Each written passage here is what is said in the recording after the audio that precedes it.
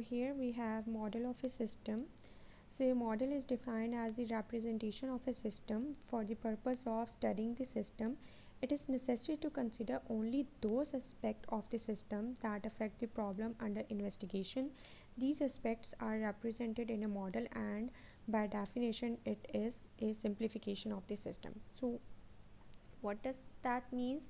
That means कि model जो है वो मेरे पास किसी भी सिस्टम की रिप्रेजेंटेशन है, किसी भी हम लोग उसको सिस्टम को स्टडी करने के पर्पस के लिए जो बनाते हैं कोई भी मॉडल, ठीक है, तो वो क्या है मेरे पास basically that is basically a representation of a system, ठीक है।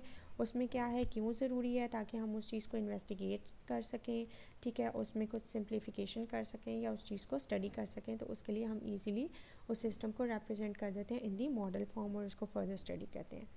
So here are some types of the model. There are various type of model that are mathematical or physical model, static model, dynamic model, deterministic model, stochastic model, discrete model, and the continuous model. So here is the definition of the mathematical model. Mathematical model uses symbolic notation and the mathematical equation to represent a system. ठीक है कि mathematical model क्या है, जिसके अंदर हम लोग किसी भी मॉडल को mathematics की फॉर्म में या mathematical equations या symbols की फॉर्म में राइट अप करते हैं। नेक्स्ट फर्दर है मेरे पास स्टैटिक मॉडल.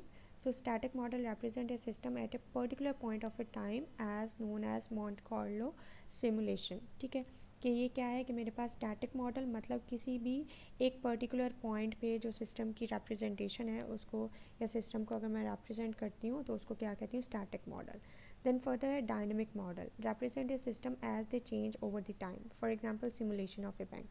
अब डायनेमिक मॉडल क्या है कि मेरे पास क्या है, किसी भी सिस्टम की रिप्रेजेंटेशन है कि जो वो सिस्टम जो है विद द टाइम जो है वो क्या है, चेंज हो रहा है. जिस तरह हमने बैंक की एग्जांपल की बात की तो उसमें क्या है कि अराइवल ऑफ द कस्टमर और डिपार्चर ऑफ द कस्टमर, तो इस चीज़ का बैंक पे क्या इम्पैक्ट पड़ रहा है या जितनी भी एक्टिविटीज़ हो रही हैं, ठीक है. So that kind of model is basically a dynamic model. Next further is deterministic model.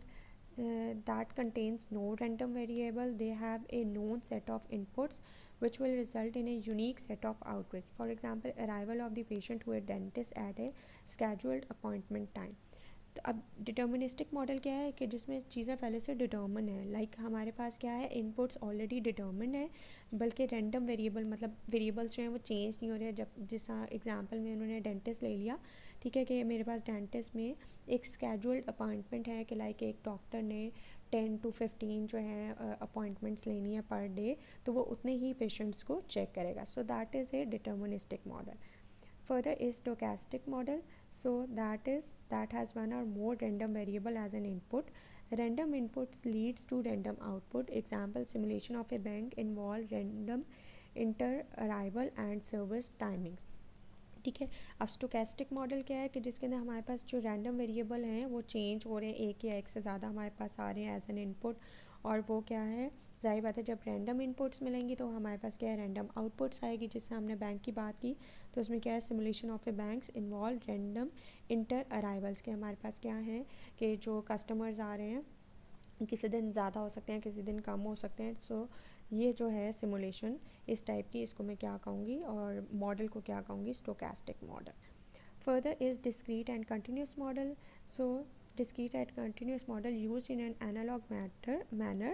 Simulation model may mix both with discrete and continuous. The choice is based on the characteristic of the system and the objective of the study. ठीक है.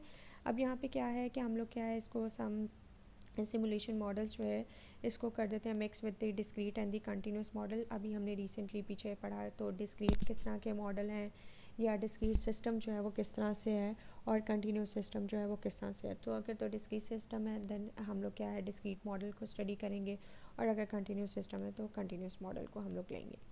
Further जो है हमारे पास क्या है, there are some techniques of the mathematical model. So mathematical model essentially consist of translating real world problem into the mathematical problem, solving the mathematical problem and interpreting the solution in a language of a real world. ठीक है.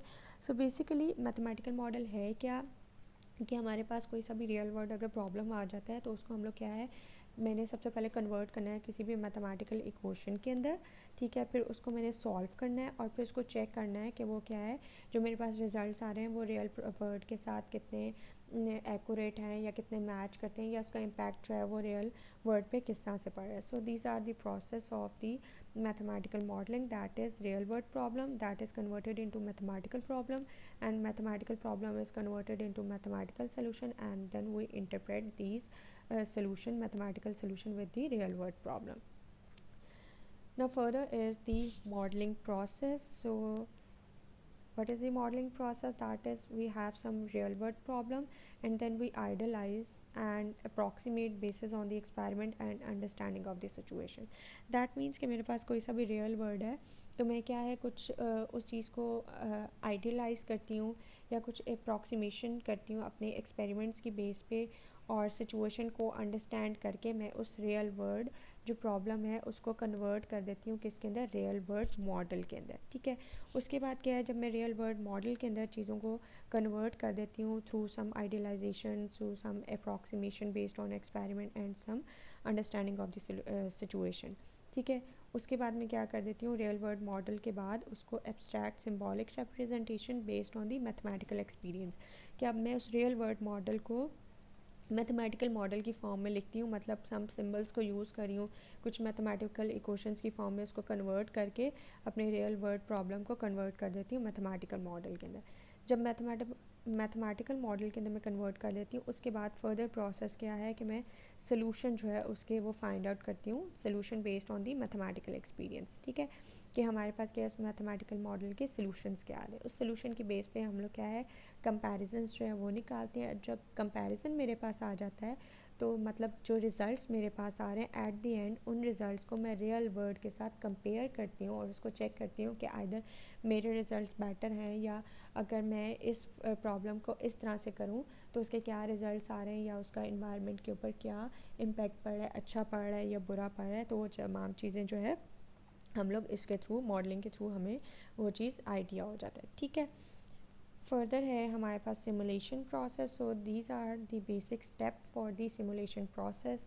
These steps are basically problem formation, setting objective and overall project plan, model conceptualization, data collection, model translation, then verified, then validated, then experimental design, then product run and analyze, then more is runs, documentation and reporting, and at the end we implement that result. So what is that process? I will discuss this process in detail in the next slide.